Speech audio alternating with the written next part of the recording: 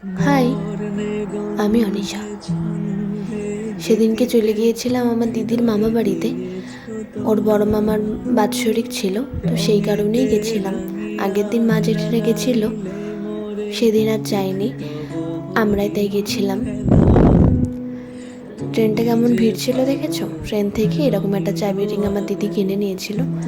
তারপরে দেখতে দেখতে ওখানে পৌঁছে গেছিলাম। বাড়ির নিজেদের আত্মীয় স্বজনদের মধ্যেই এই ছোটোখাটো অনুষ্ঠানটা হয়েছিল। কাউকে আর বাইরের লোককে সেরকমভাবে বলা হয়নি। আমরা দুপুরবেলা খাওয়া দাওয়া করে নিয়েছিলাম, খাওয়া দাওয়ার ক্লিপটা তোলা হয়নি। এই মানুষটার সেদিন জন্মদিন ছিল, প্রথম জন্মদিন।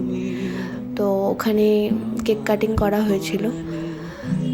তারপরে কেক কাটিং করে আমরা ওখান থেকে বেরিয়ে এসেছিলাম, কারণ বাড়ি যেতে যেতে এমনি সন্ধ্যা হয়ে যেত, আরও দেরি করলে একদম রাত হয়ে যেত।